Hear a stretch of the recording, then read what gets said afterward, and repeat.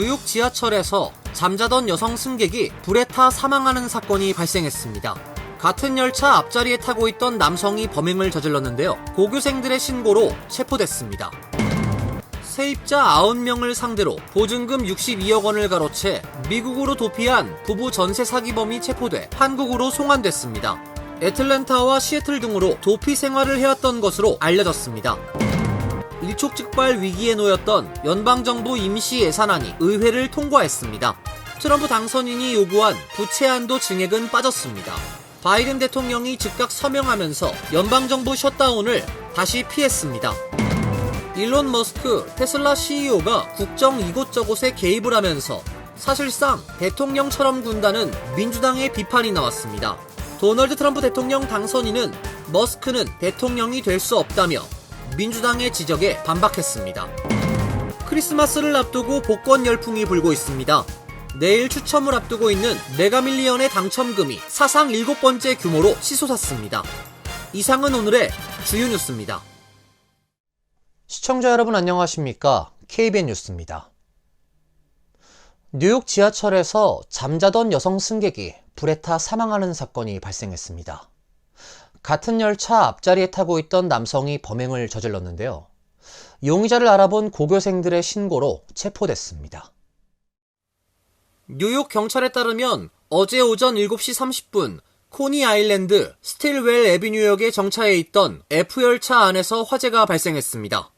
사고 장면을 담은 지하철 감시 카메라 영상은 열차가 종점에 멈춘 뒤에 남성이 잠들어 있는 여성에게 다가가 라이터로 옷에 불을 붙였고 여성의 옷이 순식간에 불길에 휩쓸리는 모습을 보여주고 있습니다.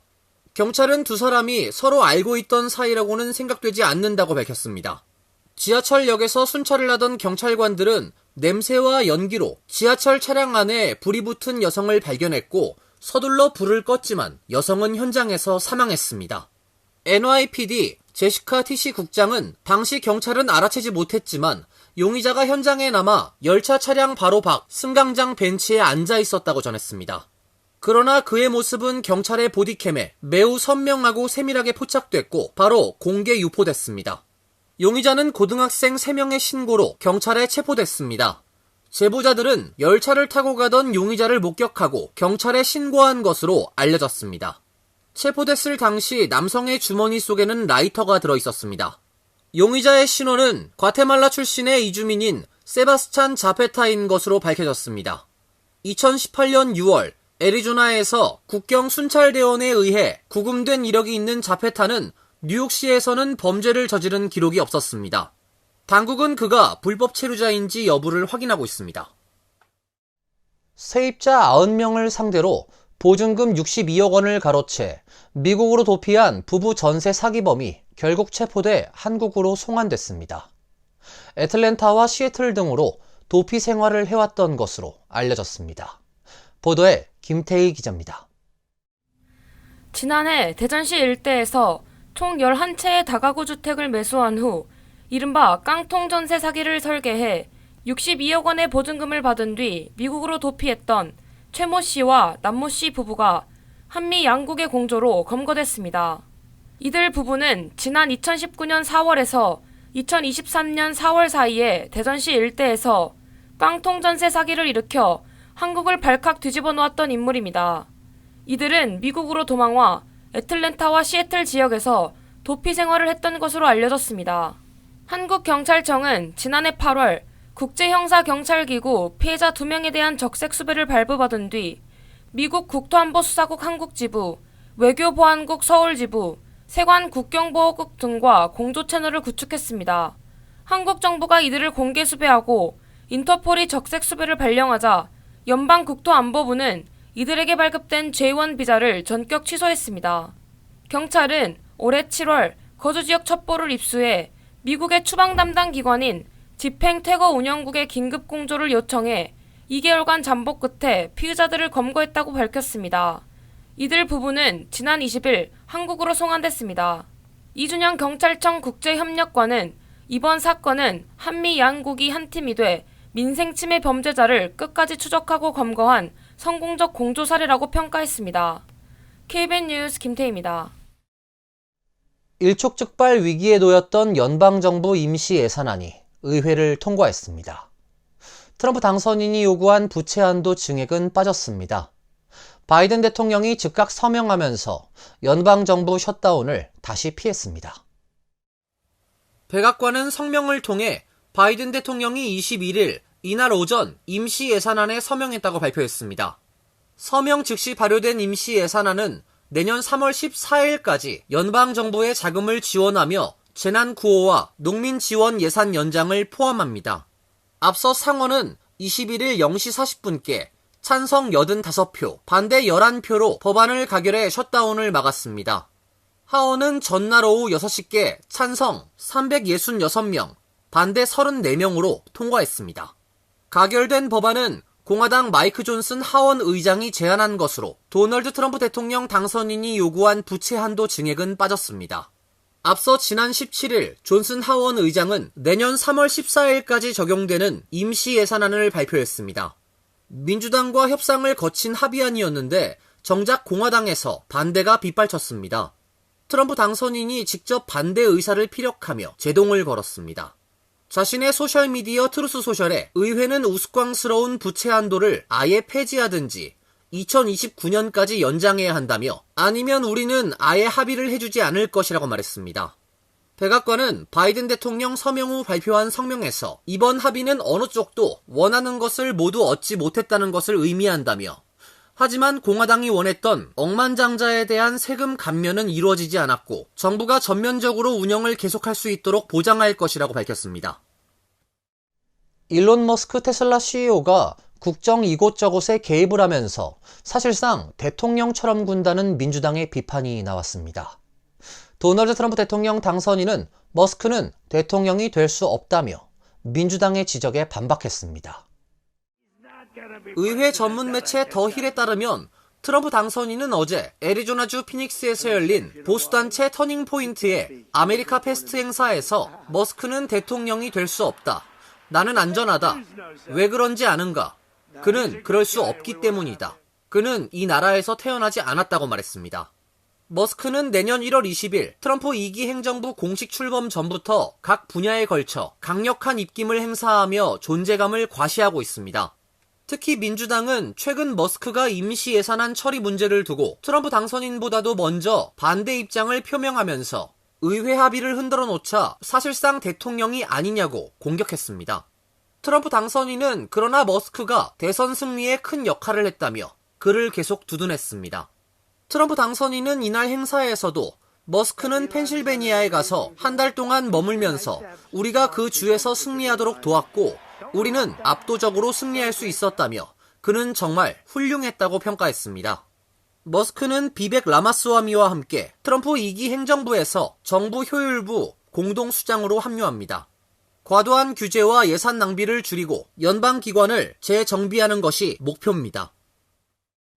바이든 대통령의 퇴임을 한 달 앞두고 행정부가 추진해오던 대규모 학자금 대출 탕감 방안 2건이 공식 처리됐습니다. 약 3,800만 명이 학자금 빚을 탕감받을 수 있는 기회가 무산됐습니다. 연방교육부는 20일 공고를 내고 각각 지난 4월과 10월에 냈던 입법 예고안 2건의 철회 방침을 밝혔습니다.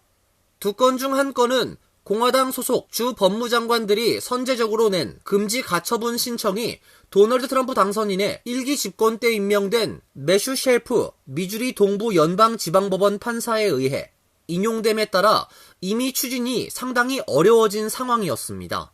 쉘프 판사는 교육부가 이 방안을 계속 추진하려면 바이든 대통령의 자녀 임기 동안 해당 방안을 어떻게 실행할지 구체적인 계획을 세워 20일까지 제출하도록 요구한 상태였습니다. 교육부는 이날 실행상 어려움이 있다며 위험에 처한 대출자들이 대출 상환을 재개할 수 있도록 도움을 주는 일을 우선으로 삼아 남은 시간을 사용하려 한다고 밝혔습니다.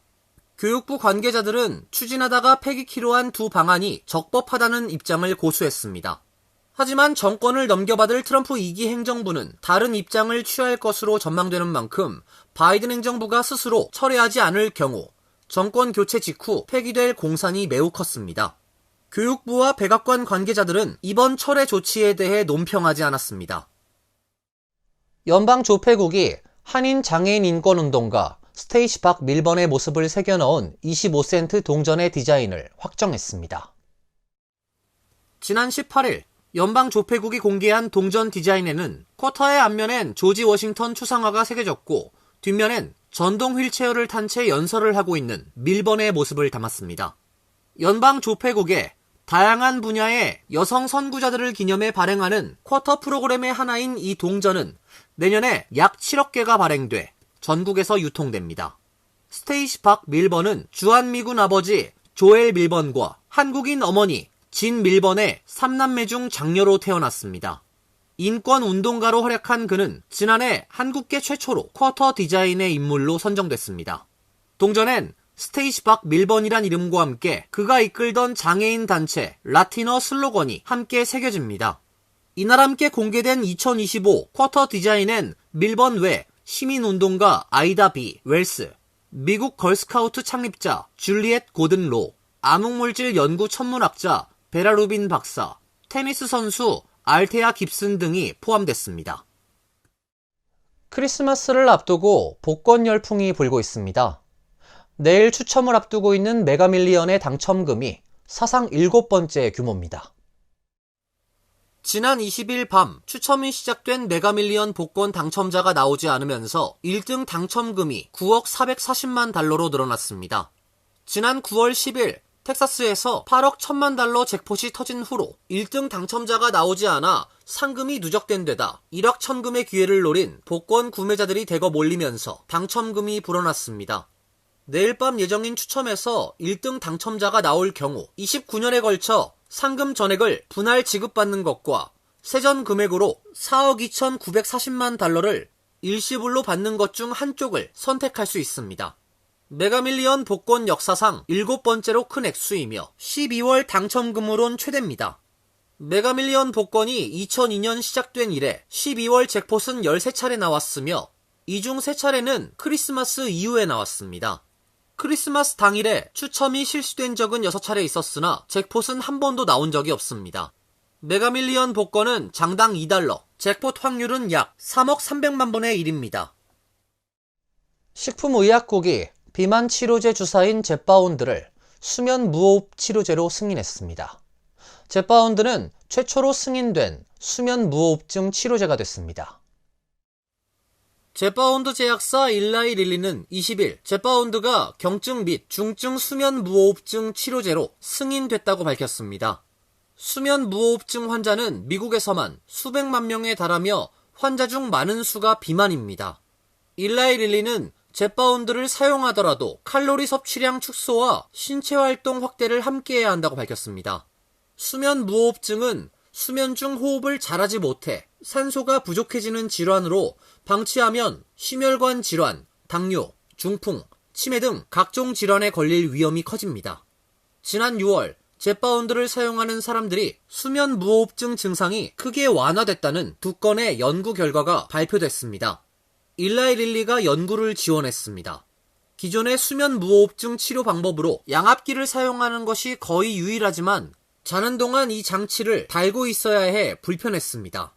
비만이면서 수면 무호흡증이 있는 사람은 체중 감량이 증상 완화에 도움이 됩니다. 젯바운드는 체중 감량 효과가 매우 큰 치료제입니다. 젯바운드의 성분인 티르제파타이드는 당뇨 치료제 마운자로의 성분이기도 합니다. 이어서 간추린 소식입니다. 바이든 대통령은 오늘 성명을 내고 연방 사형수 40명 중 37명을 가석방 없는 종신형으로 감형한다고 밝혔습니다. 감형 대상이 된 죄수 대다수는 마약 밀매와 관련한 살인이나 교도관 혹은 다른 수감자를 살해한 죄로 사형 선고를 받은 이들입니다. 다만 2013년 보스턴 마라톤 폭탄 테러범 주아르 차르나예프, 2015년 사우스캐롤라이나주 흑인교회 총기 난사범 딜런 루프, 2018년 피츠버그 유대교 회당 총기 난사범 로버트 바워스 등 사형수 3명은 감형 대상에서 제외됐습니다. 바이든 대통령은 새로운 행정부가 내가 중단한 사형 집행을 재개하도록 그대로 둔 채 물러서 있을 수는 없다고 사형수 감형 결정의 배경을 설명했습니다. 올해 연말연시 기간에 전국적으로 총 1억 2천만여 명이 장거리 여행에 나서 역대 최대 규모가 될 것으로 전망됩니다. 전미 자동차 클럽은 금요일인 지난 21일부터 크리스마스 연말연시 연휴 대이동이 본격화돼 새해 1월 1일까지 전국적으로 1억 1933만 명이 장거리 여행을 떠날 것으로 전망했습니다. 연말 장거리 여행은 거주지로부터 50마일 이상 이동하는 경우로 이 같은 규모는 사상 최대치입니다. 연말 연휴 기간 미국 내 최다 선호 여행지는 플로리다 올랜도, 포트로더데일, 마이애미 등이며 국외 최다 선호 여행지는 도미니카 공화국, 푼타카나, 멕시코, 멕시칼리, 멕시코, 칸쿤 등이 꼽혔습니다. 앨런 박 뉴저지 주 하원 의원과 크레이그 컬린 주 하원 의장이 공동 발의한 모든 형태의 증오와 편견 범죄를 규탄하는 결의안이 뉴저지주 하원을 통과했습니다. 결의안은 뉴저지주는 인종, 종교, 민족, 신체 또는 정신적 장애, 나이, 결혼 여부 등 개인을 대상으로 하는 모든 형태의 증오에 기반한 폭력 선동, 편견, 차별, 적개심을 명백히 거부하고 규탄한다고 명시하고 있습니다. 또 뉴저지 주지사와 법무장관은 증오 및 편견 범죄 피해자에게 지원을 제공하고 관련 범죄를 신고할 수 있는 능력을 강화함과 동시에 해당 범죄 기소를 추진하고 보완을 강화해야 한다는 내용을 담았습니다. 앨런 박 의원은 한인 커뮤니티에서 걱정하는 인종차별 및 안전 문제를 개선할 수 있도록 노력하기 위해 한인을 대표해 최전방에서 뛸 것이라고 전했습니다. 비전케어 USA는 지난 18일 뉴저지 팰리세이즈 팍 소재 성모안과에서 무료 백내장 수술을 실시했습니다. 지난 11일에 이어 두 번째로 진행된 수술이며 지난해 11월에 실시한 제8회 연례 사랑의 무료 개안 수술 행사에서 검진을 통해 선정된 무보험자 5명 중 2명의 환자에게 제공된 수술입니다. 비전케어는 실명을 막는 국제 구호기구로 지난 2002년 한국에서 설립돼 아시아, 아프리카, 중남미 등 39개국에서 활동하고 있습니다. 환율과 증권 소식입니다.